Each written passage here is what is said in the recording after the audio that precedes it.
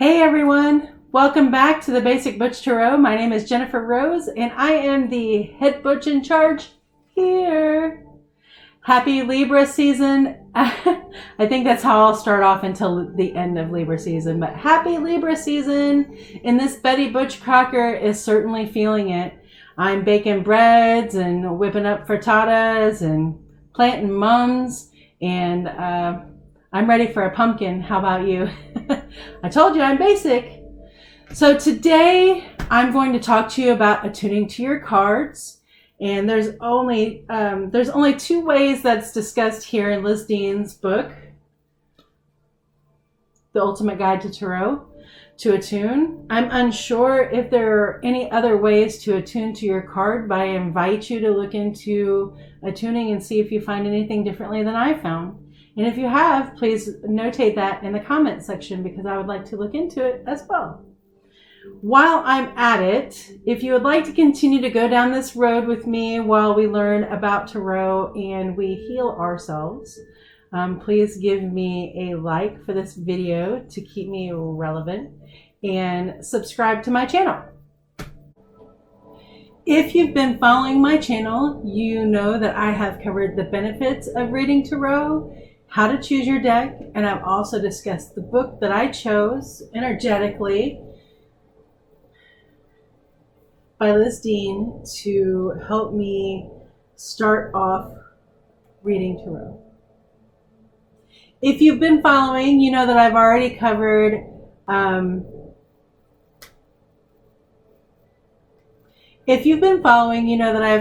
the benefits of reading tarot. I have covered how to choose your tarot deck, and I've also talked about the book that I've chosen as my instructional tarot reading book, Liz Dean's The Ultimate Guide to Tarot. And today we're going to discuss quickly about attuning.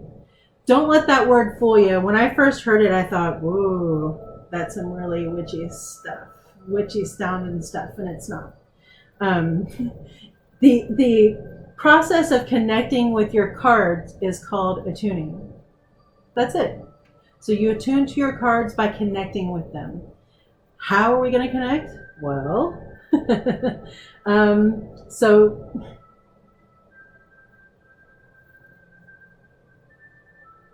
if you've been following, you know that I have discussed the benefits of reading tarot cards. I have talked to you about how to choose your deck and how I chose my deck. And then I also discussed with you the book that I chose to be my guide and my tarot encyclopedia and instruction book by Liz Dean, The Ultimate Guide to Tarot.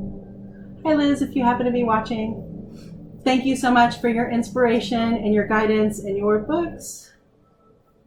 Anyhow, today I'm going to discuss attuning. And I know the word attuning probably sounds a little bit foreign to you if you've not gone down any kind of spiritual path. I have an English degree and I haven't heard that word in this context before. Or maybe I have and I just don't remember, right? So attuning to your new deck. Attuning is not any kind of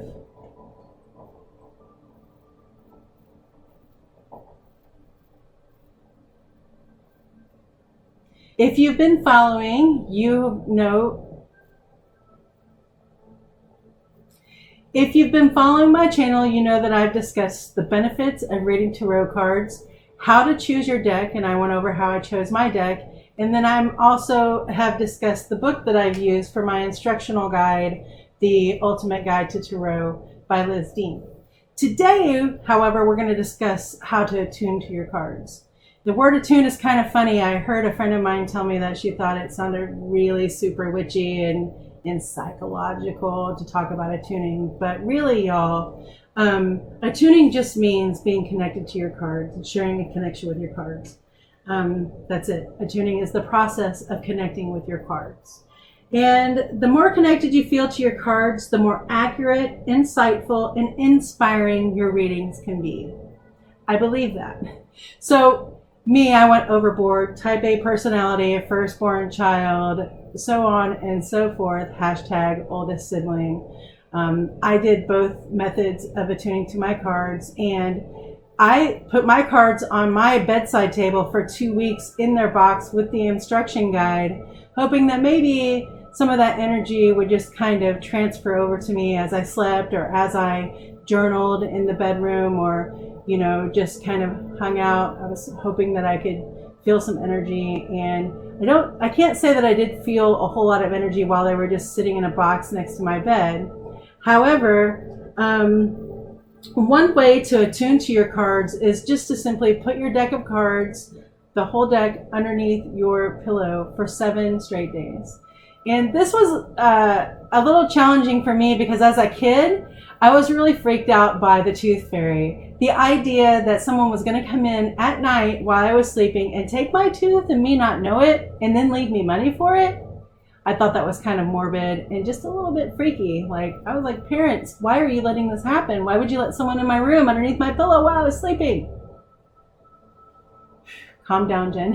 It's really not that big of a deal, but I made it a big deal when I was young. And so putting anything underneath my pillow is just kind of a little triggering, I guess, back to that. But this time it was a whole different energetic experience. So I thought because, you know, your head generates a lot of energy, you know, a lot of heat energy, that maybe I would put my cards directly underneath my head. And it was not uncomfortable. I have a big fluffy pillow. But what happened is I started feeling heat coming from those cards in between me and my head. And it woke me up at night. And y'all, I'm menopausal and I keep this heat, or the air, at 68 degrees because sometimes everything just sweats all at once and you just want it to stop. You just need to be cool. So that wasn't going to work for this menopausal butch. So I decided to put them on the other side of my pillow, and I could feel a little bit of heat, but nothing that really made me flash out. So I would put my hand underneath my pillow and kind of put my hand over the top of the cards while I was sleeping, kind of snug them up and give them all my, you know, nice sleeping vibes. And I don't often have nightmares. I have a whole lot of intuitive dreams, and I found that I dreamt a whole lot during those 7 days that I was attuning to my cards.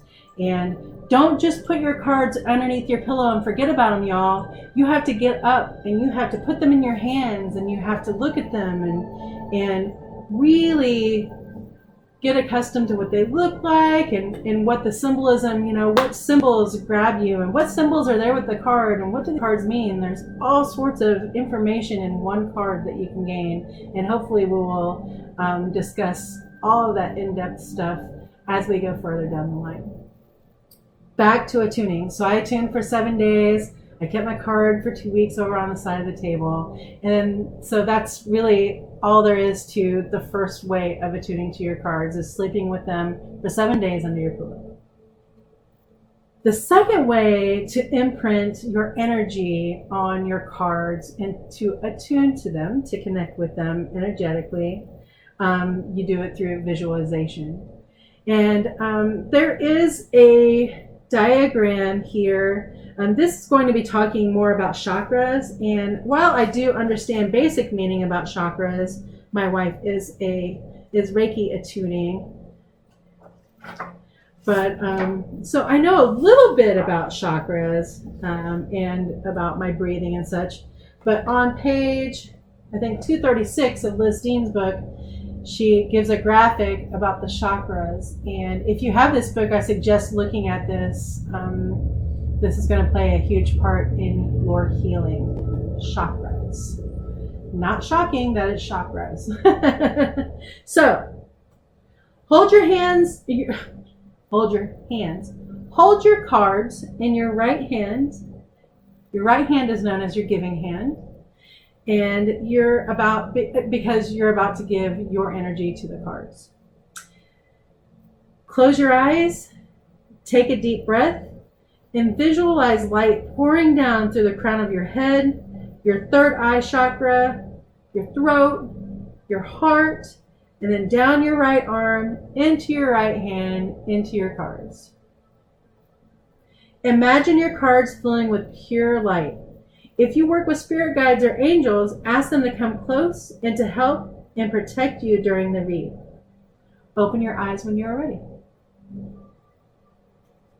And there you have it. That's how easy it is to attune to your cards. I know that self-visualization, those 4 self-visualization steps, not self-visualization, but kind of, right? Those steps I just kind of read through, but you can find them on page 14 in The Ultimate Guide to Tarot. And I'm sure if you Google it, you can figure this out as well. But so I attuned in that way.